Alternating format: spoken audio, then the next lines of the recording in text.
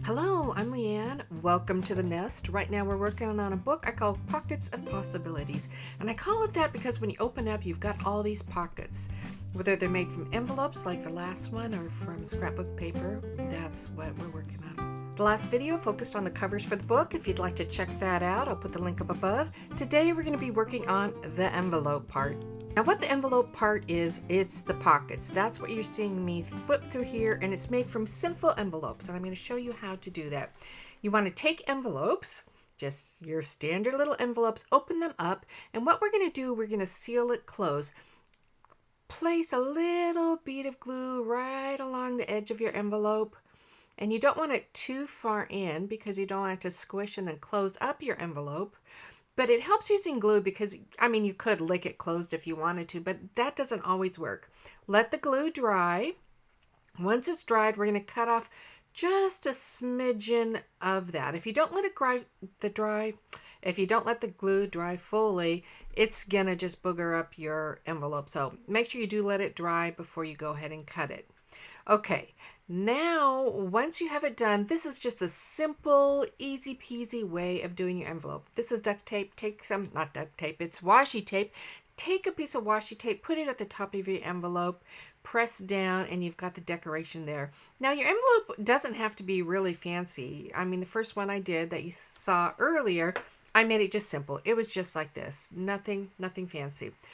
I will let you know right here, I did use a little glue on my washi tape. Sometimes washi tape doesn't stick real great, so you might want to try that too. At this point, you can take some distress ink and go ahead and take it along the edges of your envelope. It just does add a little bit more interest and takes away from that little envelope-y feel when you see it on the side view of your book. So there you go, easy peasy, done, and you're set to go. If you want, you can just take it and run with it right at this point. Now this is what it looks like in the inside. It looks like an envelope. No surprise there, right? If you want to though, you can go ahead and take some cardstock, just measure your envelope so you have it just a little bit smaller than the width, and it doesn't have to be as deep, and you can glue that right in. Now there is benefit of using something inside of this. What it does, it strengthens your envelope just a little bit more. So like the washi tape does help at the top, but this really helps even more. So it depends on your book, how often you think you're going to be going in and out of those pockets. Plus, it just adds a level of cuteness to it. Let's admit it, and that's always fun. Now I'm using this particular paper and tape because, well, that's the only one I had. When I moved, I got rid of so many of my craft things, and that was the only piece of washi tape I could find.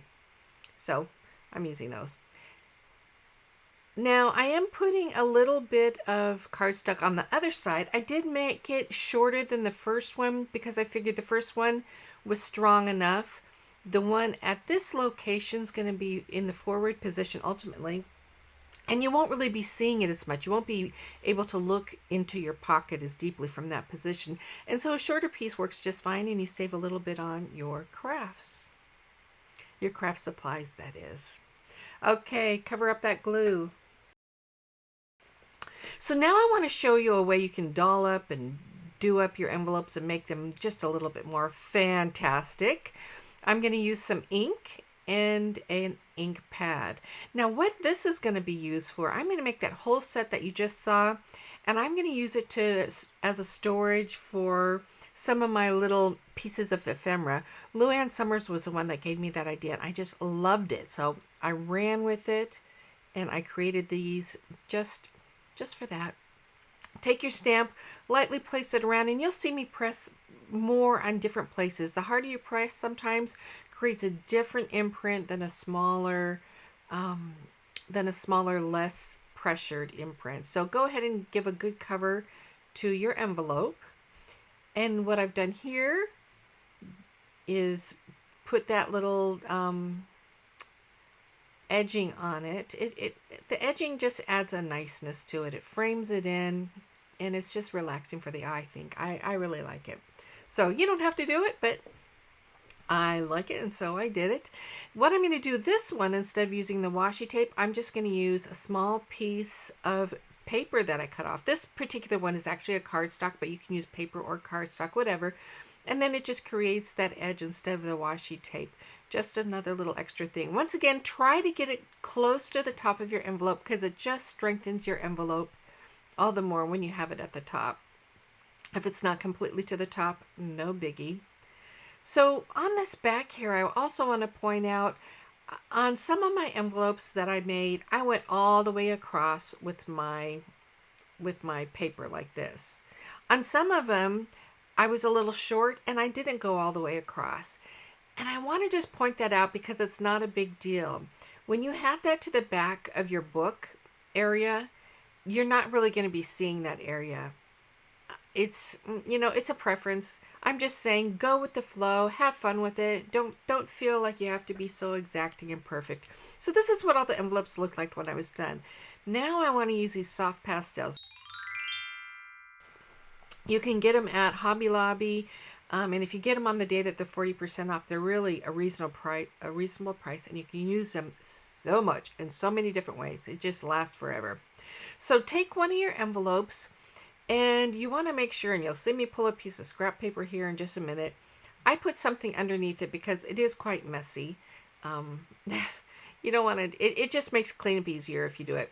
Lightly rub it on the surface and then take your finger over the top and do a little smudge. It moves that chalk around and just creates a nice smoky kind of pattern. Really gives life and just an interest to an otherwise simple envelope. What I've done here too, I have a baby wipe and I'm going over the top of it. Just that little bit of moisture, I think, seals it in just a little bit better. See the difference between the two? And just what a difference that little bit of chalk makes. I really like the look. So I'm going to show you how I do it to these different envelopes here. And I do them all. And then I realize I want to add another color later. And so it's interesting just seeing the revolution of what happens.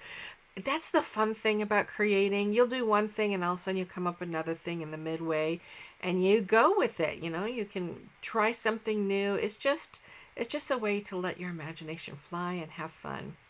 So I'm going to grab a yellow one here. That top one is bold and beautiful. The stamp that I actually had more golden and brown tones in it. So it doesn't have as bright of a look. So I want to make sure I get some of that bright yellow down actually in the envelope area. Now I will point out, there's that envelope that I was telling you about. It didn't go all the way over. I will point out that when you put chalk over a wet area, so like if you had run your towel over it, your baby wipe over it, and then the chalk back over the top, it's going to behave differently than if you just did your chalk over the top. So just know that it's going to come out a darker color. So don't be surprised if when you do that and that happens. Picking out a green here, pushing it around. I just love the look that it creates. I'm telling you, these are fun. Now, I'm using envelopes here, but you can use this same technique on your normal papers, on any of your junk journal pages. Really, it's just a wonderful technique to be able to use, especially with these kits, these little chalk kits. I mean, there's so many colors in it, so you can go bright, you can go with a lot of the neutral tones. I mean, a lot of books I make are more of the neutral tones, and so it's nice having both options available. It's fun working with color, but it's also fun just working with the neutrals. So what I'm doing here, I decide that I want to fussy up on that top area, that little paper area. It was too pristine, too bright, too perfect. And so I'm gathering different colors and placing them over the top just to create a little bit more, just lived look. A lived look is what I'm going for. Something with a little bit more variation, a little bit more interest within that area. Now, these pockets are actually, they're going to be covered up a fair amount. You're not going to see a bunch of them within your book. Where the real action really takes place is what you put within them, what's sticking out of them. But still, I mean, you want this to be fun, you want this to be cute, and you want to decorate them up so that they'll be fun for you. You have the option also, like sometimes I'll add maybe a doily at the top, or a little piece of, just whatever, some little other piece of ephemera, particularly on the far left or on the far right. because those are the areas that you'll see. The middle area, not so much. And smack dab in the middle of this envelope is actually where you're going to be placing glue that's going to be stuck to both the prior envelope and the following envelope. So something to keep in mind as you're working with them. Here I'm actually grabbing a little non-color. I don't know if it was a brown or a gray, whatever it was. It just creates a little bit more shadow, a little more contrast. Love this purple color. Gonna work with it. Purple is one of my mom's favorite colors, and it's also become one of mine. It's just such a color full of life, isn't it? My baby wipe is getting pretty used up there, and my fingers are getting awfully dirty. It just shows fun is happening. Life is happening, and I'm telling you, it's just such a joy to be creating. I wasn't creating for a while, and I'm able to create again, and just does my heart good. I hope it's doing your heart good too. Okay, so take your colors, move them around, get the pages so how you like them. I'm going to be placing mine in this order, so I'm going to put red ones at the top with the red pieces in it. Then I'm going to put orange, yellow, green, and then purple. So I'm going over each of these with that brownish color, that taupey color, wanting to add a little bit more, I guess, of a grunge look to it. I want to take away a little bit from the brightness. I mean, they are bright. I wanted to see color as I'm working with it, but I also like it when it's dulled down a little bit. So that's what you see happening here. It's a process, something that you kind of see and decide as you go along. I chose not to go to the back side. I only did it on the front sides because I figured that's really what I'm going to be seeing. So I didn't want to spend the extra time doing that. So I want to give you a sneak peek of what it looked like when I finally put it together. This is the book that I created to put my little ephemera pieces in. So I have some things in there. I've got more to put in, but I wanted you to see it. That's it for today's tutorial. Next, I'll be showing you how to make your pockets using scrapbook paper and the sewing machine if you have one. So I look forward to seeing you next time. Check out my website if you haven't seen it already. I'll have the link in the comments below. Talk to you later. Bye.